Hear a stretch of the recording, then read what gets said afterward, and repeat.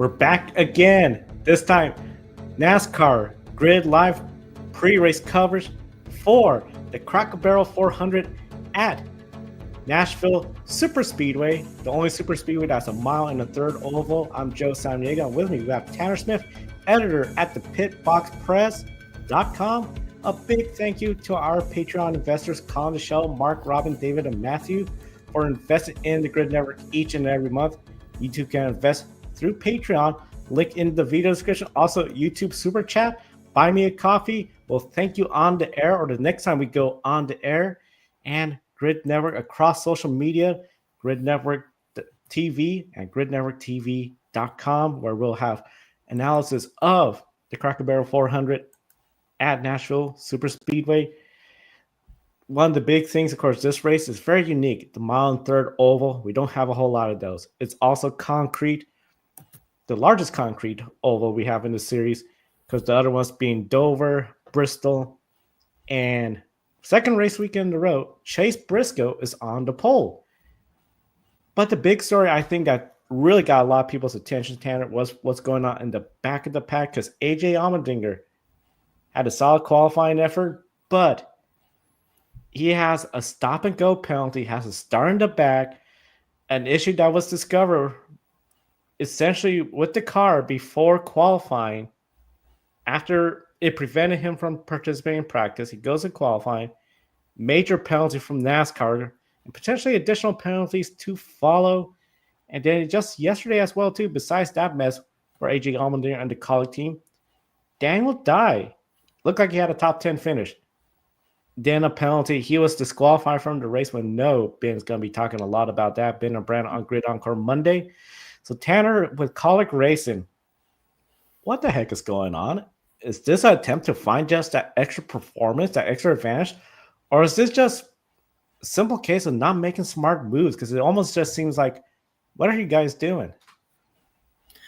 I'll tackle the Dye DQ first because that one is a little bit less nebulous. So Daniel Dye was disqualified from his top 10 finish last night in the Xfinity Series race at Nashville due to his rear ride heights not being up to snuff, which is not uncharted territory for Kaulig Racing. In fact, when Landon Castle a few years back had a very solid performance at New Hampshire Motor Speedway, he was also dinged for this exact same thing. So this is not something that is particularly new with Kaulig Racing. They have failed inspection post-race for this exact infraction before. So that really shouldn't be too much of a surprise. I think these teams are, trying everything they can to get a leg ahead.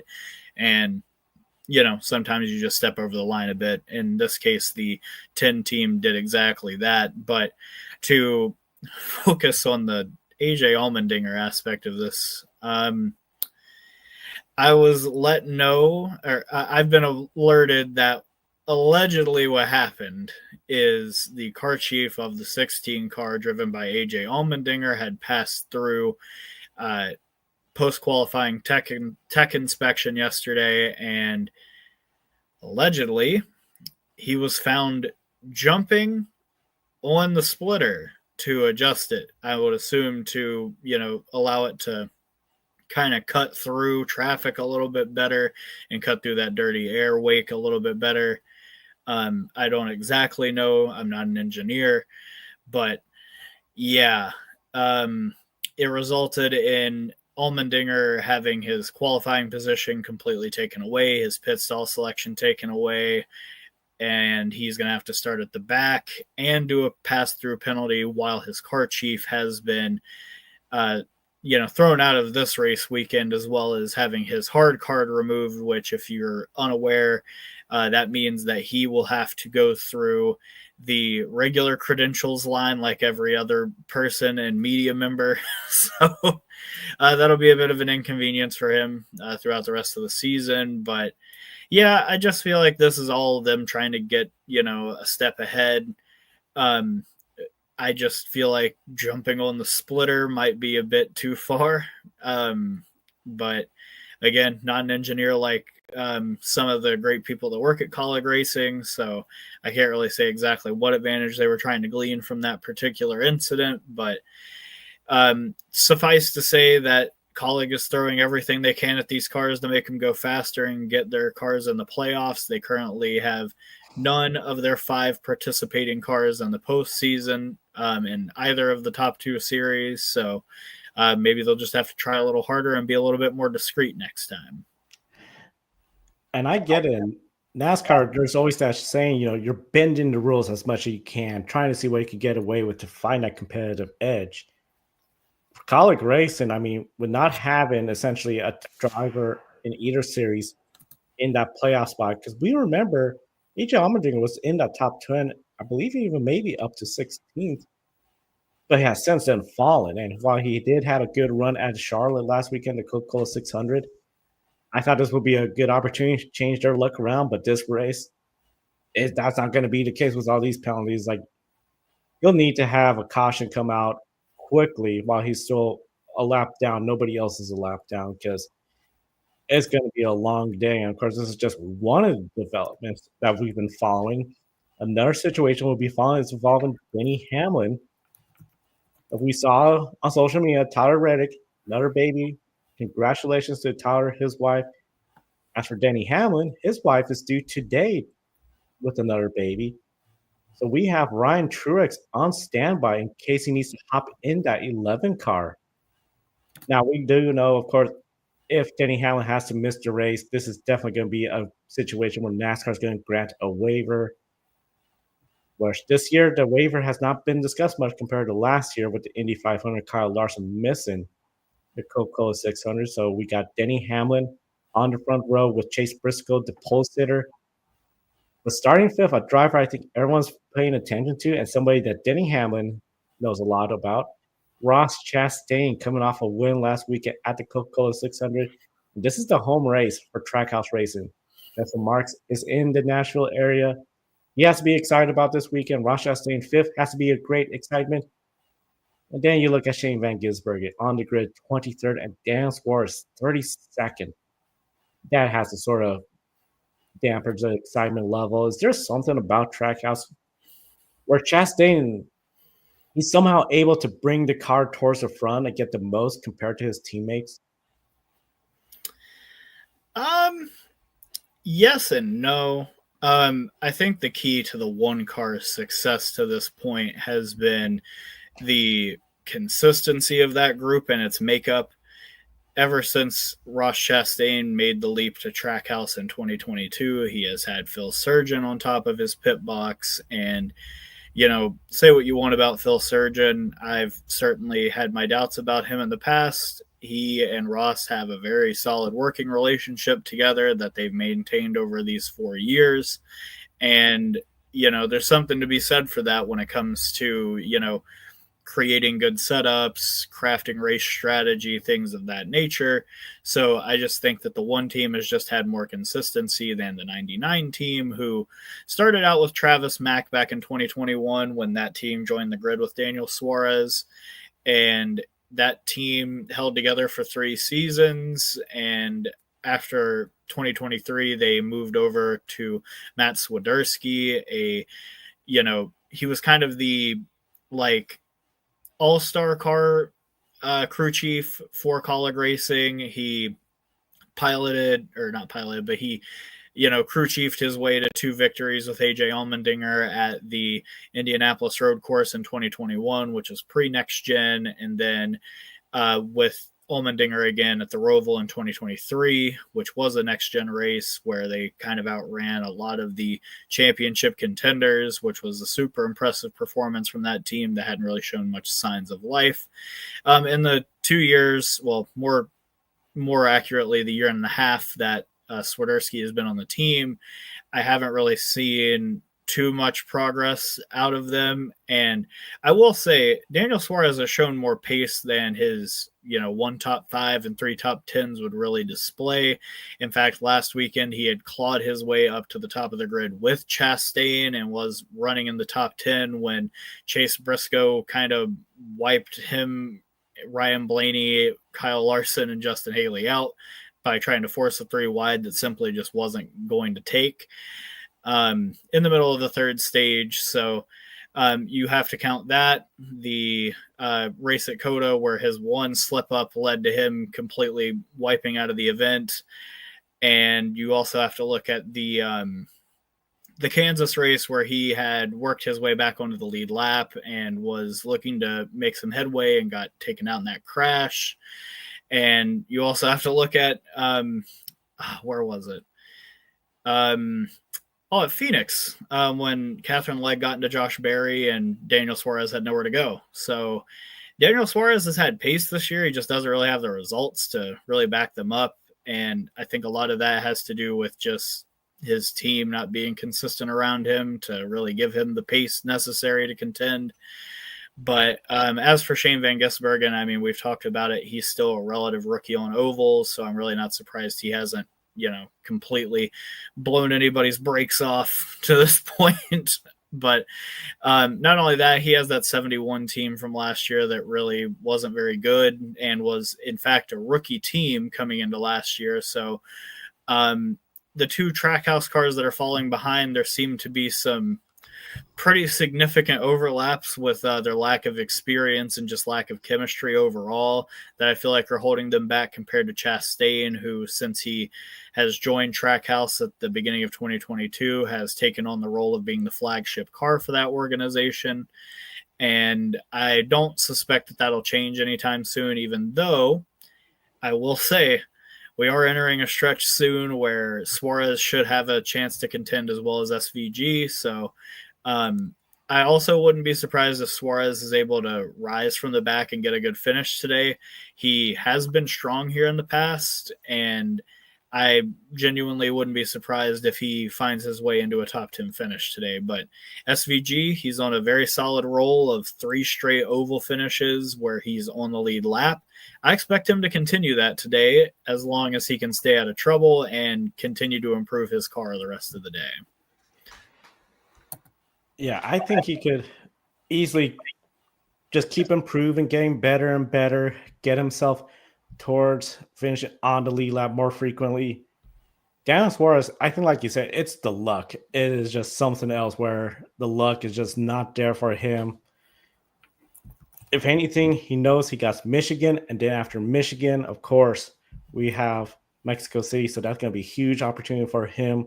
And of course, I wouldn't count him out in this race. I mean, this mile third oval, very unique. I would not be surprised if they have a good stellar first stage to stay on the lead lap. Second stage, if they could get a top 20 finish, that's a good start, but get themselves into the top 10 by the third stage, then I think they have a really good shot at it. With that said, one of the things I like about this race, Ross Chastain, of course, he won here before. Last year, Joey Logano won here, and of course, we know this race last year had a ton of cautions, the overtime madness.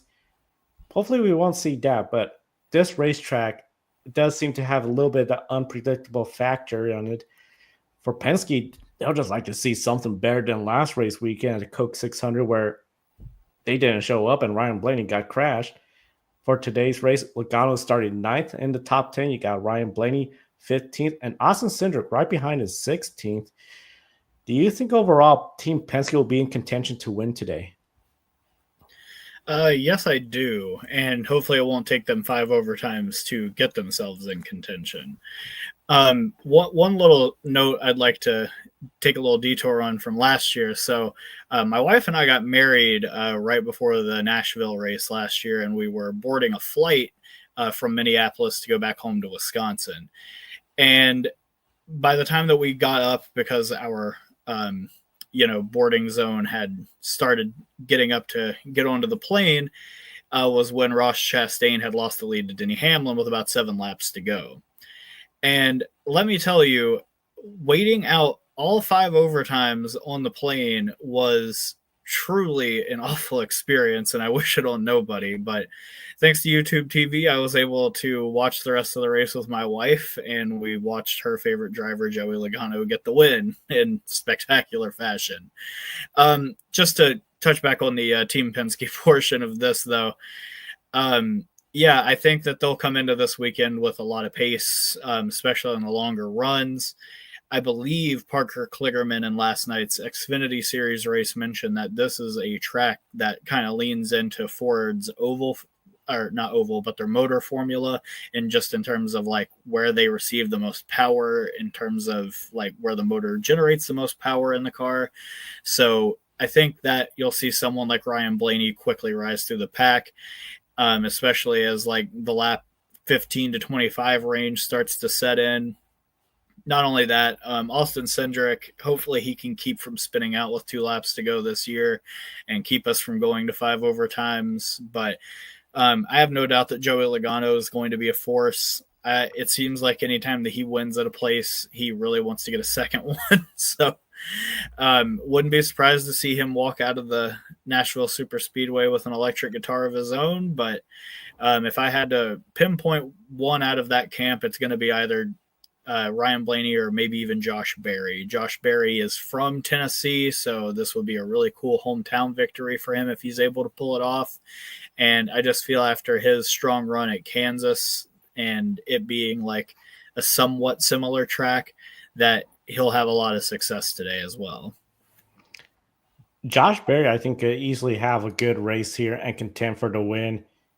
I've always felt like they have the speed. It's just putting together that perfect race, not having bad luck or a mistake, taking them out of contention for the win. So overall, this is a good opportunity for Penske to rebound. Joey Logano, I think, it has to be easily, most likely, the driver to be finishing up front, but you can't have Ryan Blaney counted out of it. I think he has a lot of potential. And Austin Cindric, this is where I'm really curious to see, because as you mentioned last year, that spin that caused this entire mess. We're coming off essentially the month of May where there's no his dad let go by Team Penske following the itinerary mess over in the IndyCar side. Last weekend did not have a good race. Word around is that Penske had an all staff meeting and said, hey, let's just keep everything in line. We don't need more negative attention. Maybe that took away some potential speed. I'm really curious to see if Austin Cindric could rebound as well with the other teammates, because you just know if he has 2 poor races of just no pace, not running up front, it won't take long for those rumors to start becoming distractions in the way just the nature of motorsports is. Now, Josh Berry, if he could get that win, that'd be huge, because I can't remember the last time the Wood Brothers had more than 1 win in a season. I mean, I'm even trying to think back. It had to be even before Dale Jarrett drove for that team back in 1991 when he got the win over in Michigan. So over Davey Allison and a photo finish. So it's been a long time. Be interesting to see what that 21 team can do. But that 21 team in practice, Tanner, it didn't look that great, because we saw Josh Berry hit what is a bump, essentially a pretty significant bump. You can see it on the TV how it's all rubber, but that other side of the bump, there's no rubber. And he was the second driver to hit that and go spinning. Kyle Busch was the first driver to do that. And of course, Kyle Busch, multiple champion of the Cup Series, a lot of experience. The car just got away from him. He went sprinting around, and we know when it comes to these restarts and the main start, everyone's going to have lower air pressure, because as they race, the air pressure goes up in the tires. So they're going to be pretty low. The potential of bottoming out the car where you lose control, I think that could be a concern. And we know that bumps, sometimes tracks that have dips, the imperfections of these tracks give tracks characteristic that's unique to them, different from others. However, I got to ask, at what point does NASCAR officials, track officials look at a bump and then correct it? Because I feel there's a balance, Tanner, between a track characteristic was like, okay, it's always going to be bumpy. That's just the nature of it. But ensuring maintenance where you have a track for good racing competition. I'm going to go out on a limb and say that this is a skill issue on the part of the teams. I think that the teams really, you saw 36 cars out of 38 obviously make the bump and not have a problem with it. I just have to feel like this is, two of the same cars that had the same problem at Texas. Josh Berry hit that bump in turn 3 and 4, spun himself out, ended his day. Kyle Busch did the same exact thing in 3 and 4 later in the day, ruined his day. Something in me is just saying that this is RCR and Wood Brothers pushing the limit a little too much on air pressure or rear ride height, which we don't have a rule for that in the NASCAR Cup Series. So teams are constantly chasing that little bit extra that they can squeak out of downforce under the car. So I don't think we should do anything to the tracks. The Xfinity cars don't seem to have a problem with the same bump, so I don't foresee it being an actual issue with the track itself. It has all to do with NASCAR's Cup Series cars not having, any sort of a ride height rule that kind of forces teams into a box to have that be an issue. So if we just lifted the cars up a little bit off the ground, I don't foresee this being a problem that continues, but NASCAR wants to keep putting their teams in a box, and this is the kind of results that you get. You have some teams that push it a little too far and ultimately slide out. So, like I said, the Xfinity Series and Truck Series didn't have a problem with this same bump. The most of the Cup field didn't have a problem with this bump, so skill issue to the Wood Brothers and RCR teams. That's all I got to say. Yes, you brought up a really great point. There is an element where the teams are responsible for setting up these vehicles to go out there, and if you make a setup where it's too low and you hit a certain bump and you bottom out and lose control, well, that's on the team. If you're a team that pushed the limits on air pressure and you have a tire blow, that's not on Goodyear. That's on the team. I mean, I think it's too easy for folks to sort of forget teams have a role in this. There is not just 100% NASCAR, 100% the track. And overall, I think this bump, I think it's going to be like Charlotte, where Charlotte, we saw that bump catch some people by surprise, ruin their race, but then we saw other drivers, didn't bother them. They were able to keep running their race. So I think it's going to be really interesting see how that all turns out. Now, of course, 39 cars in this field. Last week, we had the full 40. Towards the back, Kyle Larson, 28. He is 29 points behind William Byron in the point standings for the regular season championship. Now, Byron last weekend dominated the race. Got 65 points, but he did not win the Coca-Cola 600. Of course, Ross Chastain got that in. Overall, considering how William Byron started further up front, Kyle Larson's towards the back, 29 points. So essentially, that's almost 29 positions. Unless you get a win, then you get a lot more bonus points and all that. Do you anticipate William Byron's going to extend his lead over Kyle Larson today? No.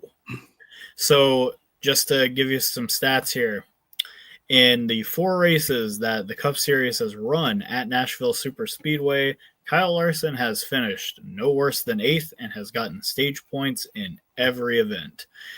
William Byron, on the other hand, has only finished 3rd. That's his best finish, and he has another additional 6th place finish to add to his top 10 total. But outside of that, he has finished 35th and 19th.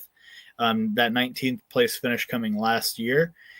And I'm just going to be honest, this is not a track that suits William Byron's style at all. And it really suits someone like Kyle Larson, who is willing to search around the track and find grip wherever it may find him. And William Byron is a little bit less experimental behind the wheel, and I think that at a track like this, it really doesn't behoove that sort of driving style. So I'm going to go out on a limb and say that Kyle Larson is going to not only outplace William Byron, but also outscore him today and chew back into that lead a little bit. I'm not going to go as far as to say that Larson's going to win, because I think there is another driver who might fit that description. But I just don't foresee Byron having a great day today. I think he'll probably get some stage points from the first stage if they don't have like a pit road problem of any kind, but I just don't think this track really lends to William Byron's skill set.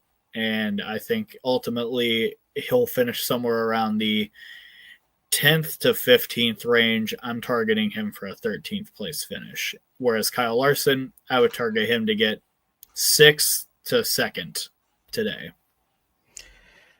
Kyle Larson, he's looking for a good finish. Overall, of course, William Byron, I think he has a lot of potential. Really, Rick Hendrick, that entire team. Chase Elliott has to be a factor today. Alex Bowman, this used to be the Ally 400, no longer anymore, but I think he could be a potential spoiler to win this race too. And when it comes down to this race weekend, Tanner, it's interesting as you brought up Kyle Larson potentially outscoring William Byron. And it just reminded me, Kyle Larson, of course, the Hendricks.com car. Starting the weekend off, we had Roger Carruth getting the win in the Hendricks.car Chevrolet truck. Of course, that's Spire Motorsports, but we know Hendrick Motorsports is involved with that deal.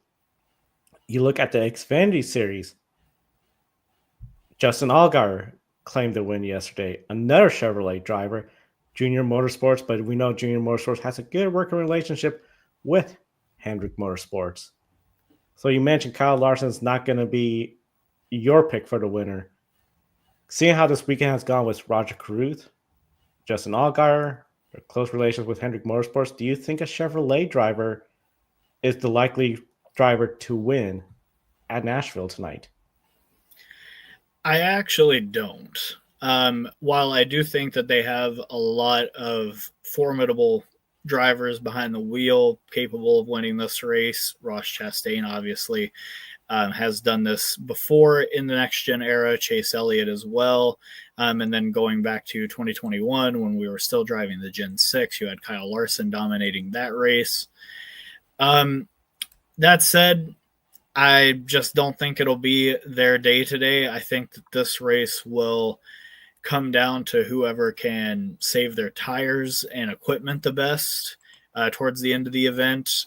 And unfortunately, outside of Chase Elliott and to an extent Ross Chastain, I really just don't see many of those drivers residing in the Chevy camp. But I think we're moving on to a particular category that might reveal my answer, so I'll just keep my cards held until I have to show them. I hear you. Pick a winner. That's always going to be fun to see how everything turns out. I think Chevrolet, when you look at Hendrick Motorsports, Trackhouse Racing, but Richard Childress Racing is just one of those teams where it's just they're hit or miss. I mean, they could randomly show up in contention for the win, like they did at Richmond when Austin Dillon had that great run.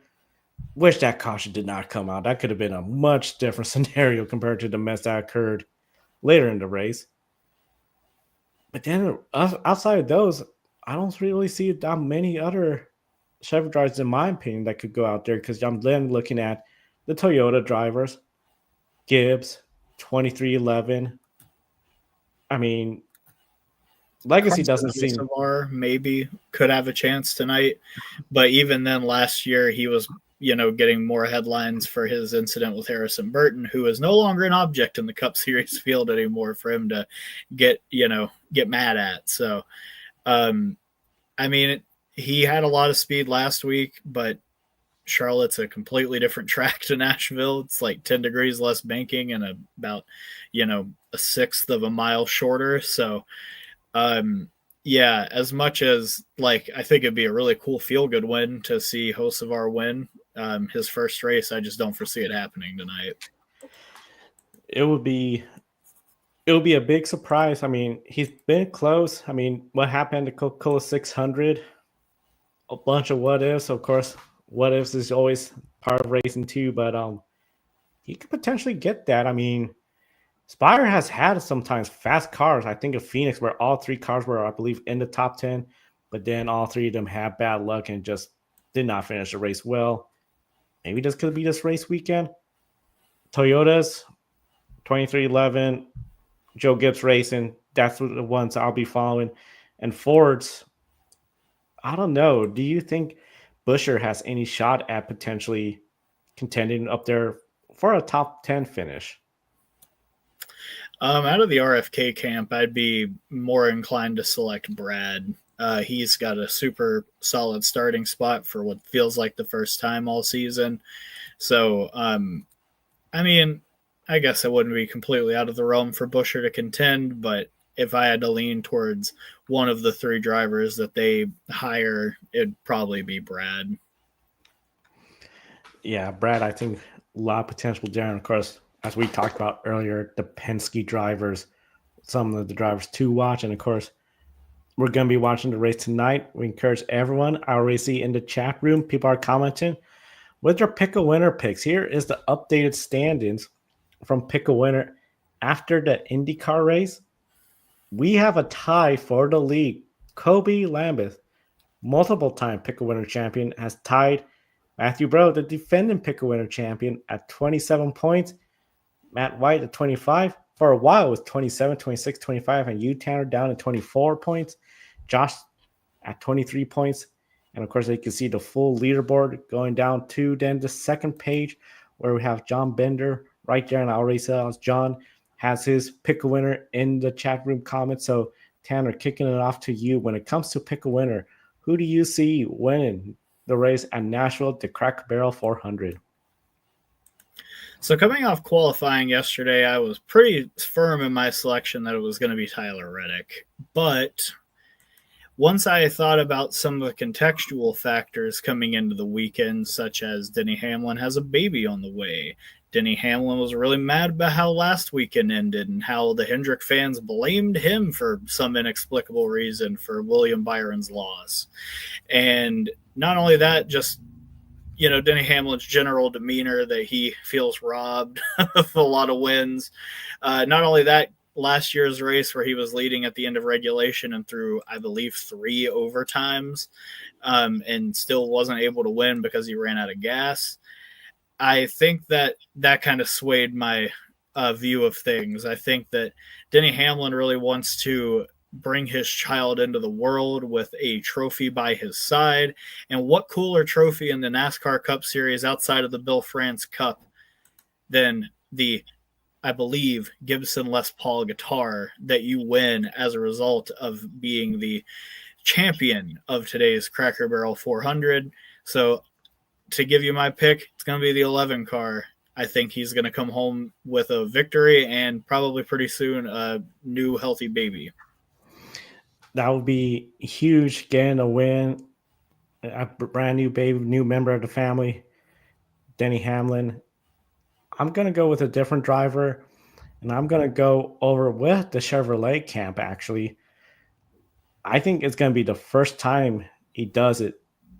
2 consecutive wins in a row. Ooh. Ross Chastain, I think, is going to get it done in front of Justin Mark. The party's going to be on Broadway Street in Nashville afterwards. He is going to be the winner at the Cracker Barrel 400 for Trackhouse Racing, and that could be a defining moment, in my opinion, for this season, considering where they were at the beginning of the season to now. That'll be really huge. In the chat room, Adam is going with Kyle Larson, who is starting, of course, 28th. He's going to have to work his way to the front. And John has also go with Kyle Larson as well, too. The nature of racing, especially the Cup Series, or even the Xfinity trucks, with the stage breaks, you could start in the back way. You have a fast car, you could work your way to the front. There's no reason why Kyle Larson cannot win this race unless he gets caught up in trouble. Remember the last time he embarrassed himself at Darlington? He came back the next week and absolutely put belt to butt the next weekend at Bristol. So really wouldn't be surprised to see him crack that belt back out and start whooping some butt again this week. So to John and Adam's credit, I don't think that's a terrible pick by any stretch. Now, that makes me think, Tanner, when it came to Bristol, that's a concrete track. It's true. This is another concrete track. It's going to be starting the evening, cooler temperatures. I'm really interested to see how Kyle Larson is going to handle this race. Without a doubt, he has to be a contender for the win, and especially like you said, embarrasses himself in Darlington, comes back, gets the win. I don't think Kyle Larson wants to talk about the 2025 month of May for him. It just, especially the way it ended. So he'll love to say, well, let's talk about June. And yes, I won on June 1st at Nashville. I know Kyle Larson would love to say that and put a big dent into the lead for the regular season championship with William Byron currently leading it. With that said, we're about 25 minutes from the start of the race. So we are just all out of time. We want to thank everyone for tuning in.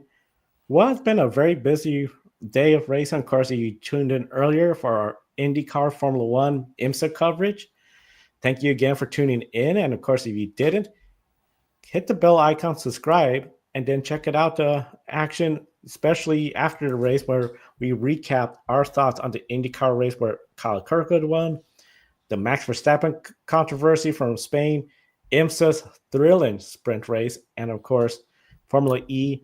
No grid ranking update. That'll be on Monday, but we will post it across social media at Grid Network TV across social media and gridnetworktv.com. Matthew Bro will have his article after the NASCAR race.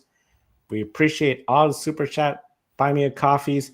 There's our updated leaderboard. And of course, if you want to invest in us each and every month through Patreon, like calling the show, Mark, Robin, David, and Matthew, link in the video description to do so. And we'll thank you, of course, on the air anytime anyone contributes to support the Grid Network, because we do this for you, the viewers. We love sharing our passion of motorsports.